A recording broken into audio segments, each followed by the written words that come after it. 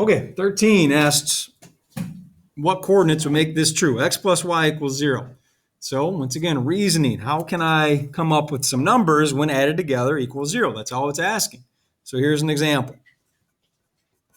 4 plus -4 is 0, right? So there's an example coordinate. 4, -4 is a coordinate that would satisfy that condition. So which quadrant is that in? +4, -4. It's going to be down here. And I can give you example after example, right, where that would work.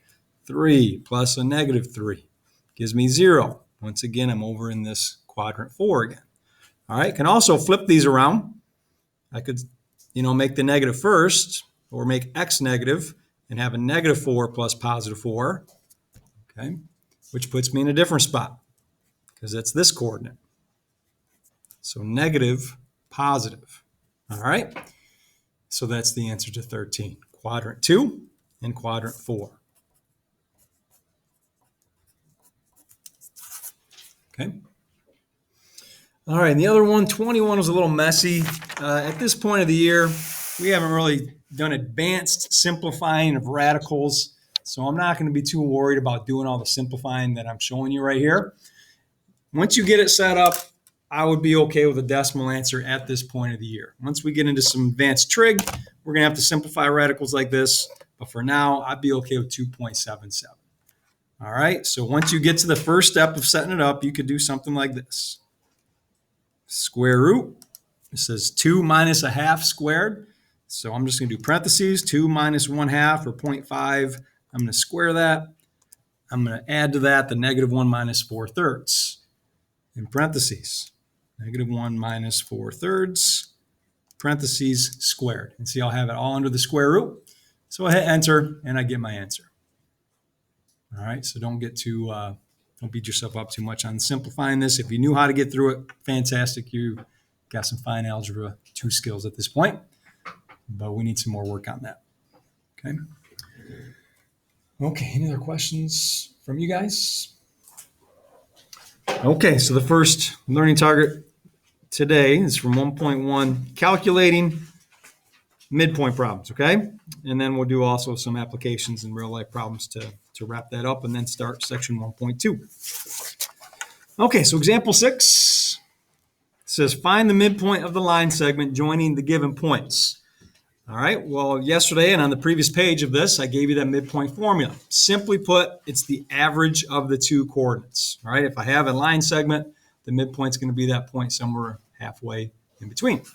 All right, so it's the average. So I'm just going to make a big set of parentheses here. I'll use pen so you can see it a little better. Okay, and it says x1 plus x2, so -3 plus 9. And we're dividing that by 2. Y coordinates, once again, just the average, right? -5 plus 4 divided by 2. And then we're going to simplify this. Okay, so -3 plus 9, that gives me 6. And we're taking half of that. So we get 3. -5 plus 4 is -1 over 2. Let's just keep it in fraction form is fine. There's a solution. It's that simple. Okay. At home, go ahead and pause now and try 7, and then we'll go over here in just a second. Okay, here's your solution. We're at 5.5. Maybe you made it a mixed number 2.5.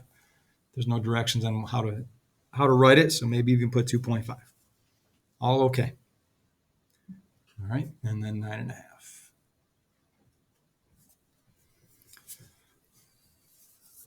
Okay, let's go ahead and take a look at these applications of distance and midpoint formulas. Go ahead and read those directions to yourself.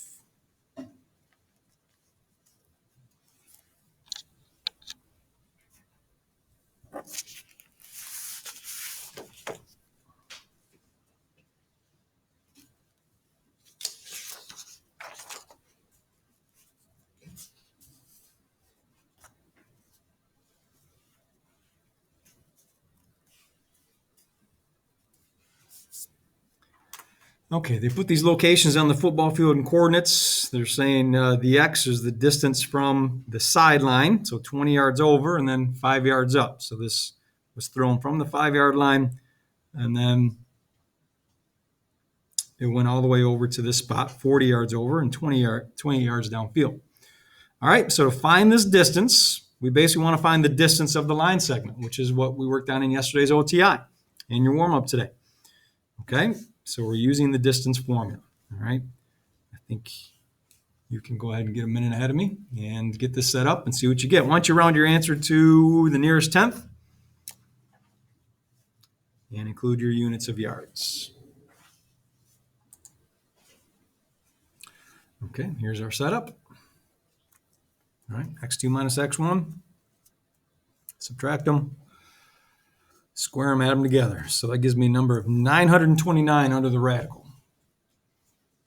Okay, so we're going to go ahead and take the square root of that. If you had a calculator handy, and get 30.5. So the length of this pass is about 30.5 yards. Any questions for me on that? Okay. The purpose of this segment is to show you applications of both these formulas, distance and midpoint formulas. Okay, here's one more. Go ahead and read 9 to yourself and see if you can figure out which formula to use.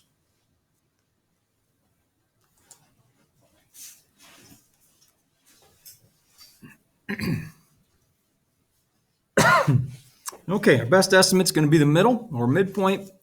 So we're basically using these two coordinates that they gave us. If you set it up, I mean, I guess you could skip this step, but if you set it up using coordinates, remember, time is always the independent variable. So we got the money is dependent and the y. Okay, so we're adding the 13.3 plus the 16.4 together, dividing it by 2, because the midpoint is going to be our best estimate on this, and we get 14.85. Okay, the 2013 was already kind of given in the setting, so if you didn't show that part, I understand.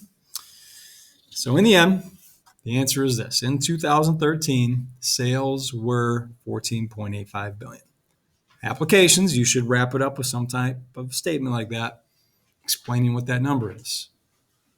14.8 doesn't mean anything on its own.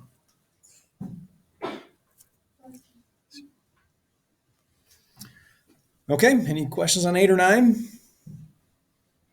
All right, all the applications aren't a carbon copy of those. You just got to kind of understand, what are they looking for? Are they looking for the middle? Midpoint.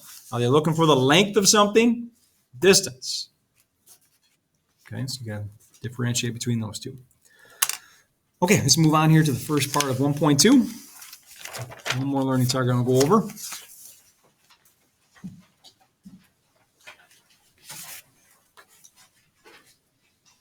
So really just this first one, 1.2, we're getting into some equations and functions and some graphs of equations.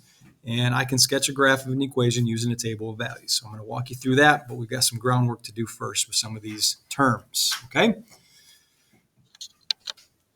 All right, equation in two variables. This is a relationship between two quantities. A relationship between two quantities.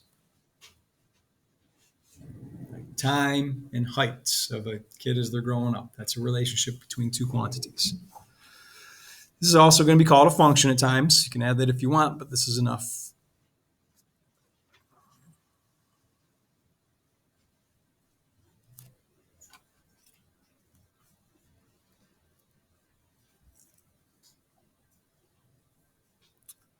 All right, a solution of equations in two variables is just this. It's an ordered pair that, when substituted into the equation, results in a true statement. I'm leaving a little bit of room for an example if you want to leave room for that too.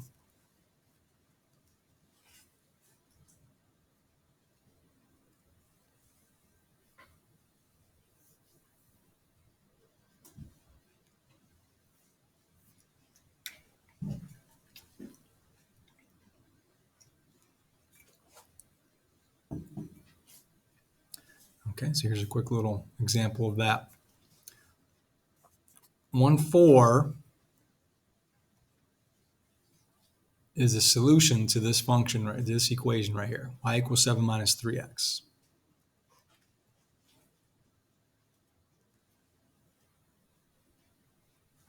because, well, I can justify it this way.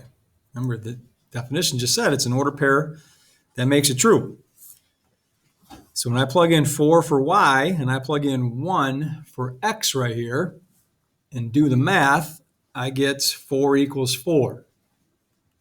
So that's how you know it's a solution. Okay.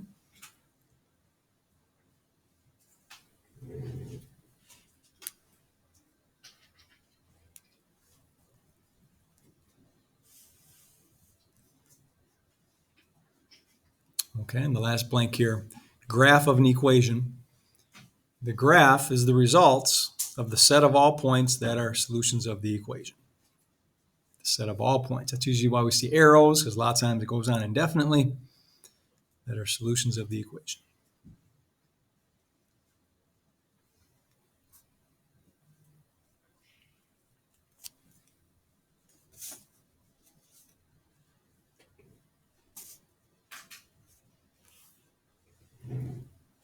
Okay, looks like we're all set. If you go too fast sometimes and I move on, just when we're done with notes, come on back. You can take a picture of what I did and get yourself caught up, okay? So don't get frustrated if that happens. Just trying to make sure I'm not going too slow either.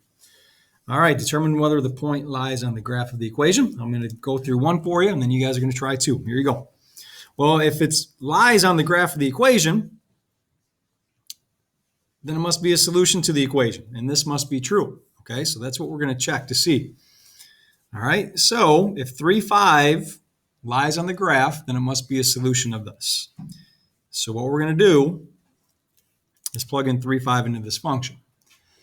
All right, now this is the function notation, right? F of x, you can always replace f of x with y. Hopefully you remember that from your algebra classes. You might want to do that right away. Okay, so 3 goes in here, and 5 goes in for y.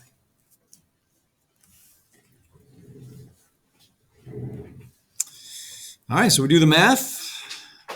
This gives me 12 take away 7, 5. 5 equals 5. It's true. So what does that mean? They're asking if it lies on the graph. Yes.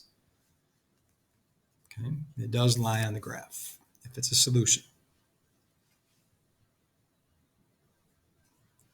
All right, I'll finish it off here with B. -4, 2. Once again, I'm plugging in 2 in for y. Just slow down, make sure you put it in the right spot. And -4 is going to go in here for x to look like this. Okay, do the calculations. I get -16, take away 7. I'm at -23 now. Nope, it's not working. So what we know is that that point is not on the graph. Okay. All right, pause at home and try number 2. Okay, so plugging this in. Remember, the g of x is going to be y, our output, and x is 1 is the input right here. So 1's got to go there. Okay, so I get 3 equals the square root of 3. Nope, those numbers will not be equal. So 1, 3 basically is not on the graph is what we're assuming. Okay, 0, 2 looks like this on the graph. Questions, problems? Okay, so that leads us up to this final learning target. I can sketch a graph of this, so now we're ready. Okay, so let's do this on this next page. But if they ask you to check to see if coordinates are solutions, that's what you do.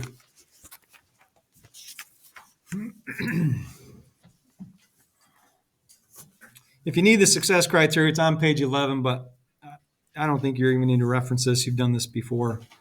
Complete the table of values. Use the resulting solution points to sketch the graph of the equation. So here we go. I'm going to do 3. You're going to do 4 to wrap this up. All right, now notice your table doesn't have any input values in there. Let me use this blank copy. All right, what we like to use for some of these basic functions is just -2 to +2, the integers. If I think you should change it up, I'll let you know. But for your OTI and your quiz, usually -2 to 2 works. All right, but technically you could kind of mix it up. And if you wanted to use -3, it's your favorite number, fine. Doesn't matter. It's still going to result in the correct graph. Okay, so -2 on